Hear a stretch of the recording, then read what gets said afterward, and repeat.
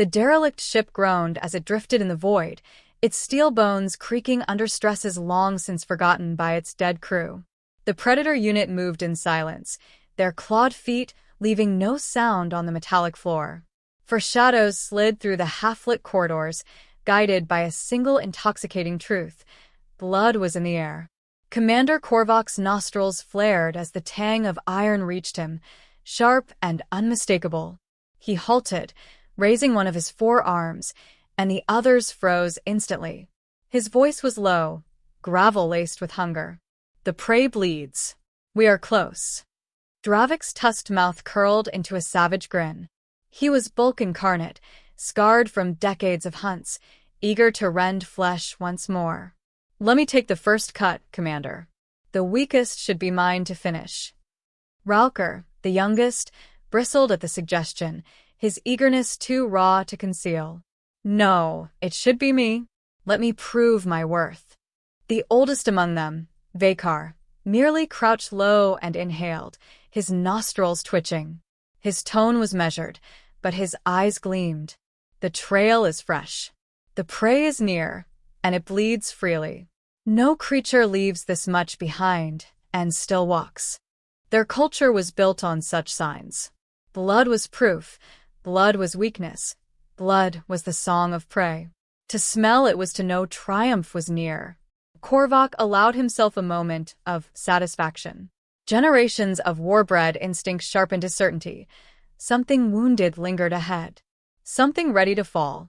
He gestured forward, and together they moved toward the galley, where flickering emergency lights bathed steel tables in red. The scent grew stronger until it choked them, rich and pungent, dragging ancient hunger to the surface of their throats. Dravik whispered, voice vibrating with anticipation. "It cannot last long. The blood sings too loud." Yet when their eyes adjusted to the shadows of the galley, the scene that met them was not one of desperate prey crawling toward death. A figure sat alone at the far end of the room, hunched slightly, shoulders broad and steady, as though carved from iron. His head tilted down, but the sound of tearing meat reached them, wet and deliberate. Something dripped in steady rhythm, thick drops striking the metal floor with an echo that teased their sharpened senses. The source of the blood was clear now. It flowed over his hands, staining the edges of his jaw, smearing across the strange meal he consumed. Vakar hissed under his breath. "Incredible. The prey feeds while it bleeds. Madness." Ralker's eyes shone with cruel excitement. "That means he is weak. A dying creature clinging to ritual before it falls." But Korvac did not answer. He studied the silhouette, measuring details no one else would notice. The way the figure's spine was perfectly straight despite sitting, the deliberate pace at which he chewed, the stillness of his hands when not tearing meat. This was not frenzy. This was not desperation. It was calm. Unnervingly calm. The human finally shifted, lifting his head just enough for dim light to touch his face. Scar tissue traced jagged paths along his cheek, one eye pale from an old wound. Yet the other eye, sharp and cold, gleamed like a predator's. He looked at them without surprise, as if he had known they were there all along. For a heartbeat, silence pressed in, so thick it smothered thought. Then, with no change in expression, he lowered his gaze again and ripped another piece of flesh free with his teeth. The crunch of bone filled the stillness, echoing like a challenge. Dravik's throat rumbled with frustration. "He mocks us. A creature on the edge of death, daring to eat in our presence." Ralker's claws flexed, hungry for permission. "Commander, allow me. I'll gut him and hang his carcass as proof." But Korvac remained still, his instincts warring. Prey should cower. Prey should plead. Prey should never meet a predator's gaze and then dismiss it as nothing. The wrongness coiled in his gut, heavy, but the scent of blood clouded his thoughts with hunger. His warriors expected him to act. To hesitate was weakness, and weakness was not permitted. He exhaled slowly, his voice edged with command. "We close in. Quietly. Test his strength. If he resists, finish it." Like shadows, they spread through the galley, surrounding the lone figure. Each movement was precise, perfected by years of hunts, yet the man did not falter, did not tense, did not even pause his meal. It was as if their presence meant less to him than the bone he gnawed. Blood continued to drip, rhythmic, teasing, almost mocking. Vakar could no longer contain his unease, whispering, "Commander, pray does not behave this way." But Dravik's patience had long since ended. With a guttural snarl, he stepped forward, claws raised, ready to split flesh and savor the first scream. The human did not scream. He did not move to defend. He simply lifted his head, calm as still water, and fixed Dravik with that single, piercing eye. For a moment, the massive alien faltered, caught off guard by the utter lack of fear. The man's lips twitched, almost forming a smile, before he returned to his meal. He chewed once, twice, then let the silence stretch longer than was comfortable. And though not a single word had yet been spoken, the tension coiled tighter, pressing against the predator's instincts like a blade to the throat. The scent of blood thickened, intoxicating, blinding them to logic. Their claws flexed, muscles tensed, each predator fighting between doubt and hunger. Korvok's heart pounded, every fiber of instinct urging him to act before hesitation became shame. He took a step closer, his deep voice rumbling like distant thunder. Bleed and feed while hunters stand before you? Bold or foolish?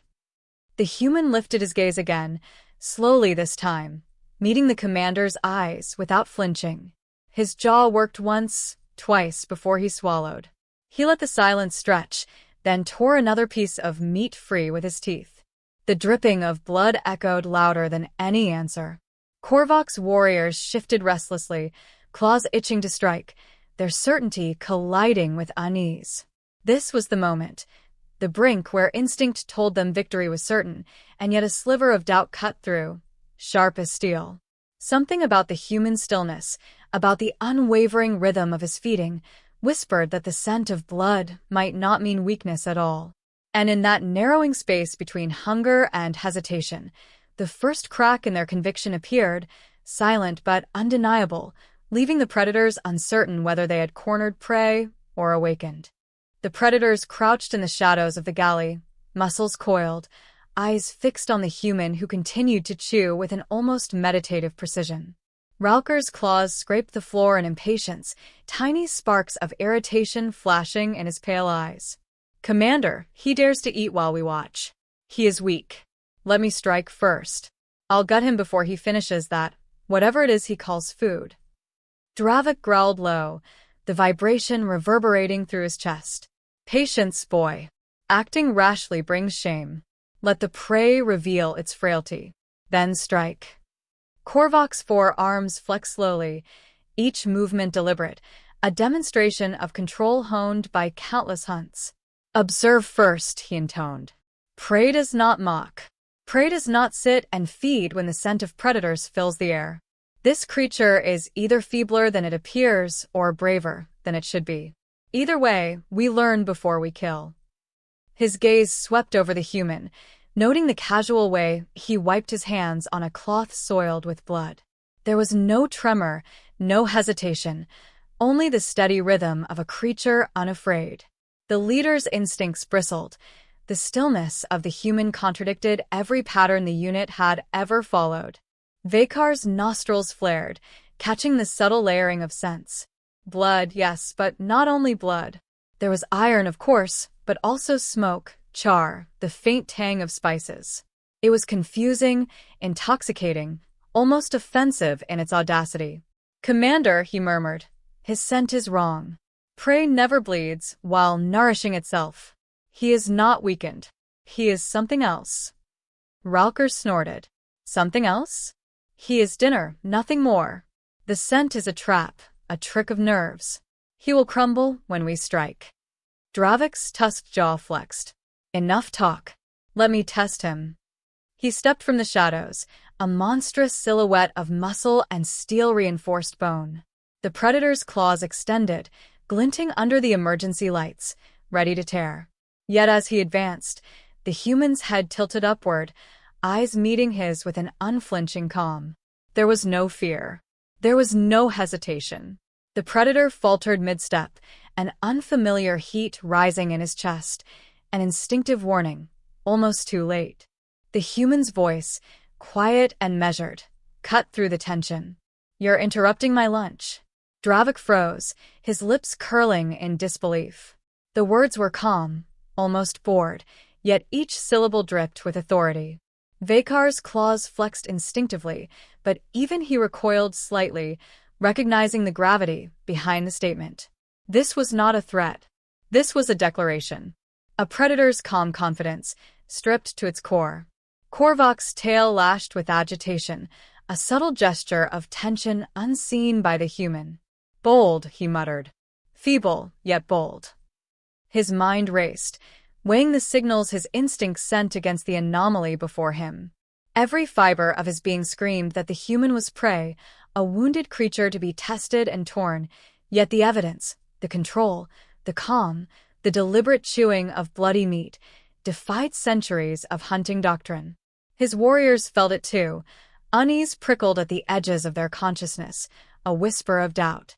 The human shifted slightly, leaning back on one arm. His gaze never wavered, never darted, never betrayed uncertainty. His posture spoke of preparation, of latent strength, a quiet dominance that did not need to be asserted, yet could crush effortlessly. The predators encircled him, muscles tensing, claws scraping, silent challenges passing among them. The galley became a stage for a silent battle, where perception and instinct clashed before a single blow was struck. Ralker stepped forward despite Korvac's silent warning. "Commander, permission to strike." His voice trembled with eagerness. Dravik bristled beside him, growl tightening. "You will not touch him. Not yet." Korvac's eyes narrowed, studying the human's every micromovement. The creature did not flinch at the proximity, did not even acknowledge the circling predators beyond the occasional flicker of an eye. It was unnerving. Vakar whispered, almost to himself. "Every instinct screams prey.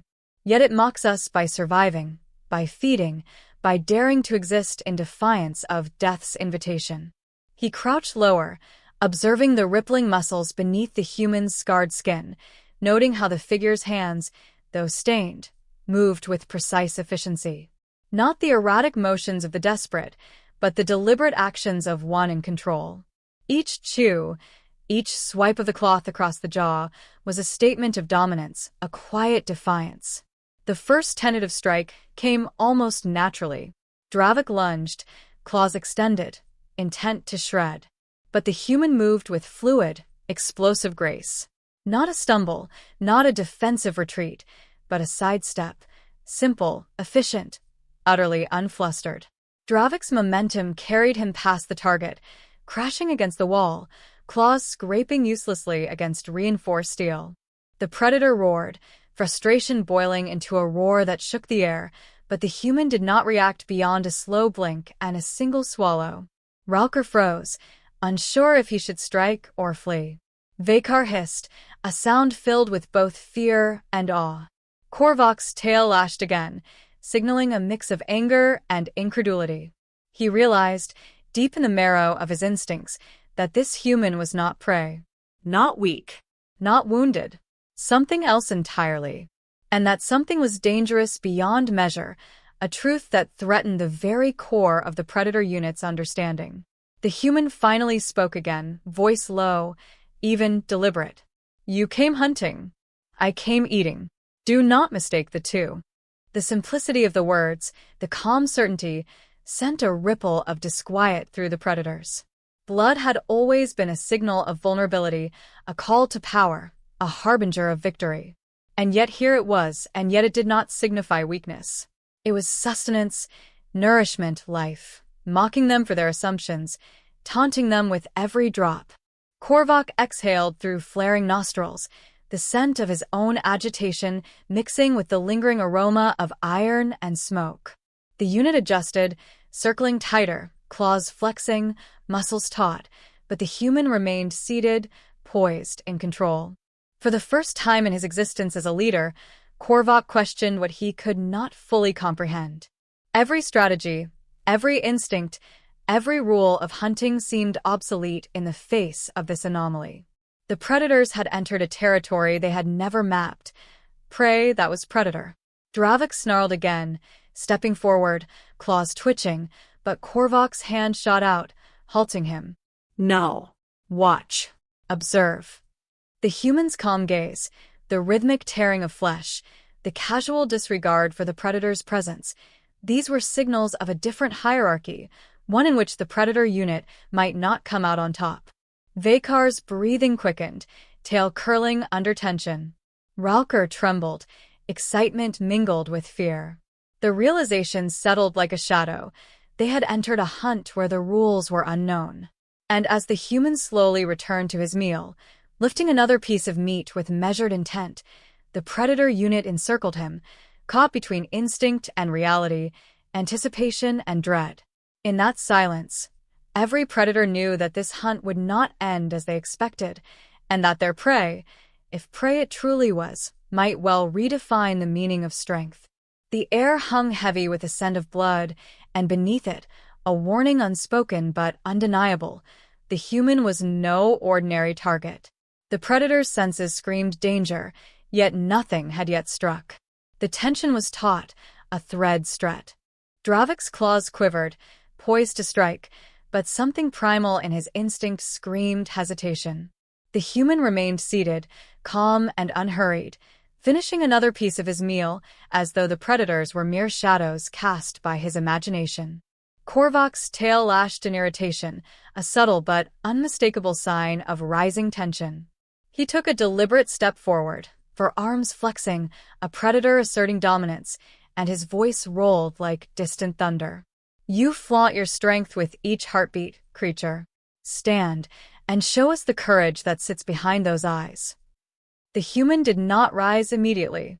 He set the torn meat aside, wiped the blood from his hands on a cloth streaked with crimson, and slowly, deliberately, rose to his feet.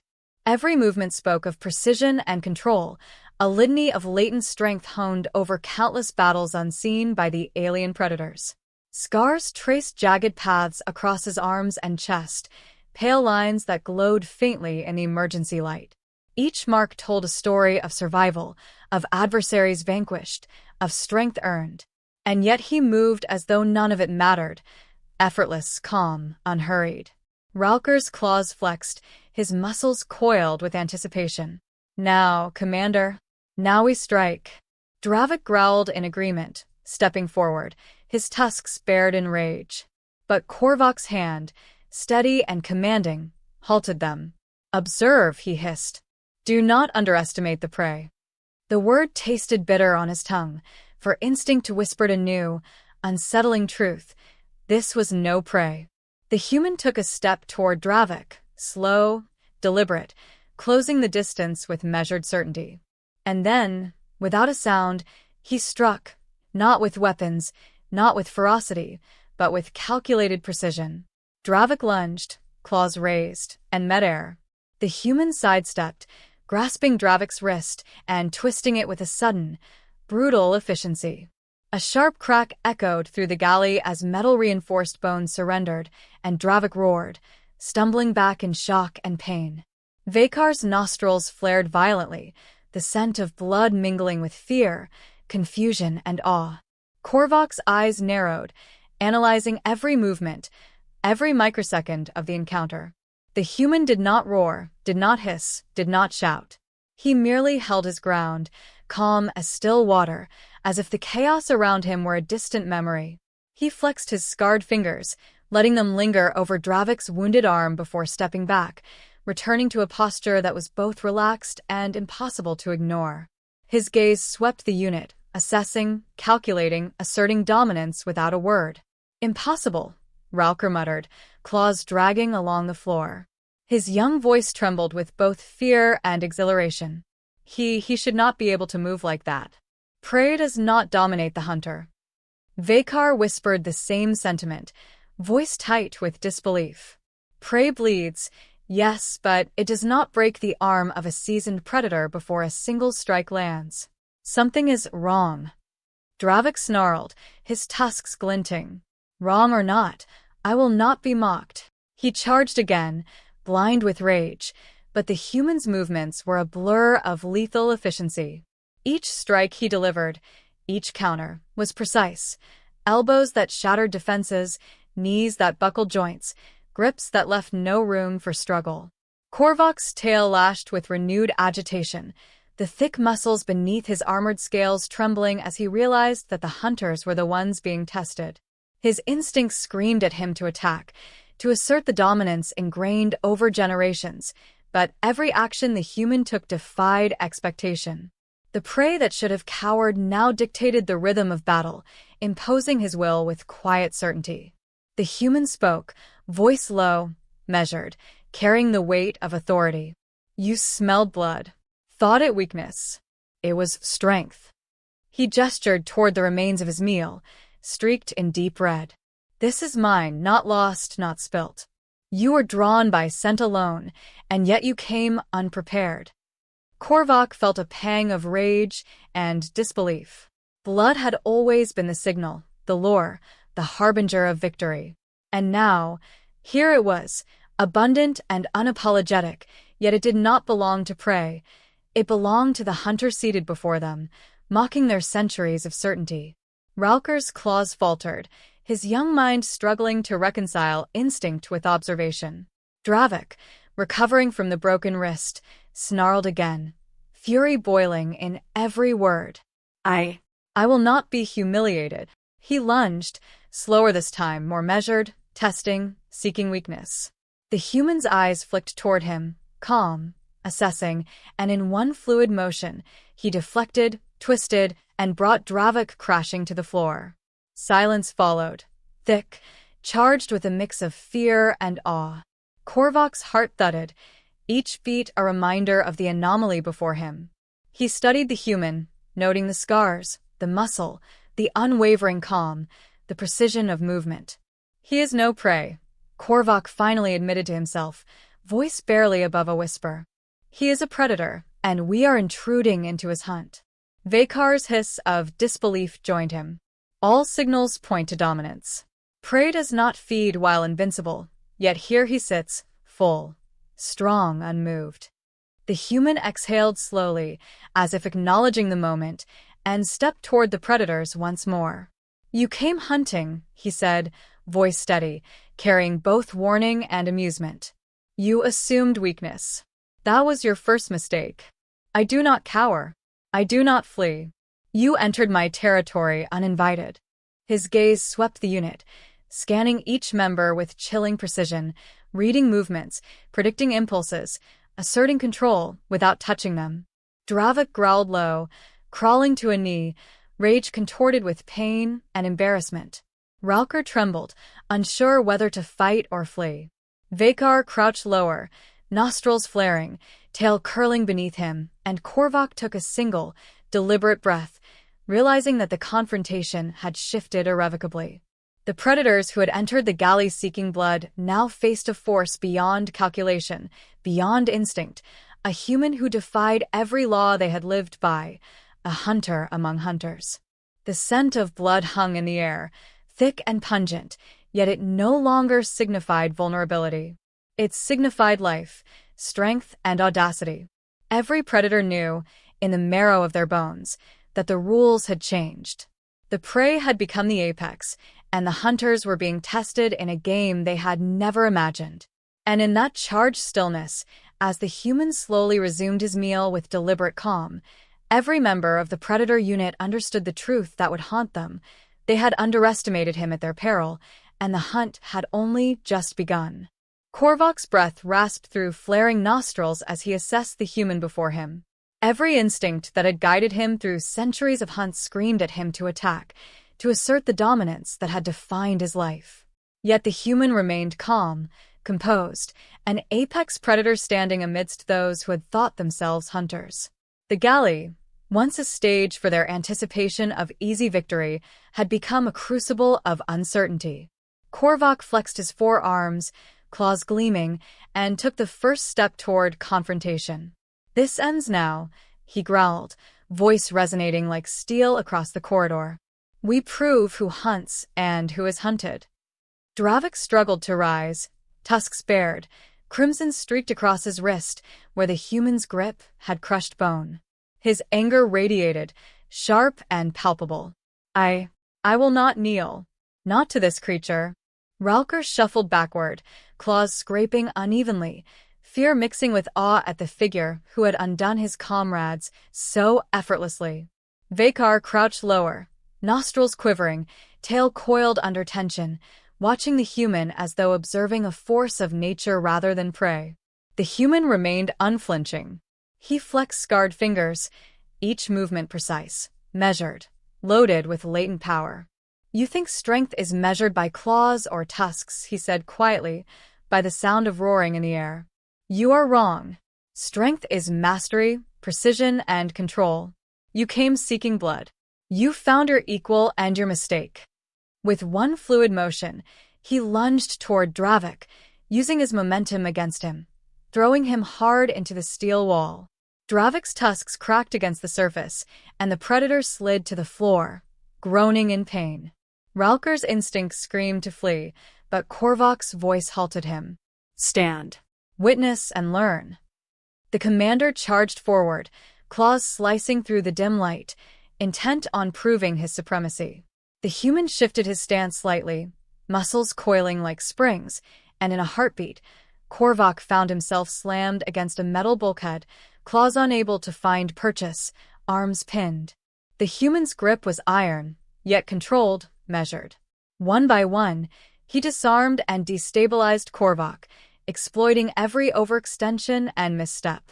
Vakar and Ralker lunged together, a desperate combination, but the human anticipated them with uncanny foresight. He sidestepped, twisted, and countered, using their own weight and momentum against them. The galley became a blur of movement, the predator's roars echoing, their claws flashing, yet the human remained the center of calm dominance. Every attack met with precision, every movement a lesson in lethal efficiency.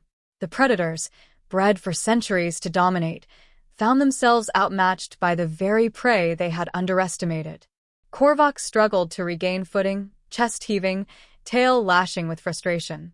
Impossible, he hissed. No single prey could best us all. Not a human.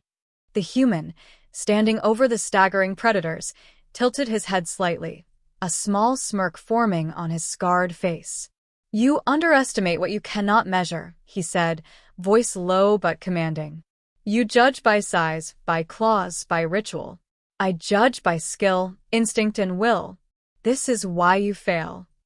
Dravik groaned, attempting another strike, but the human met him mid-charge, twisting the arm with a brutal efficiency that left Dravik screaming in pain and collapsing to his knees. Ralker stumbled backward, wide-eyed, and Vakar shrank slightly, nostrils flaring as the weight of realization settled over him.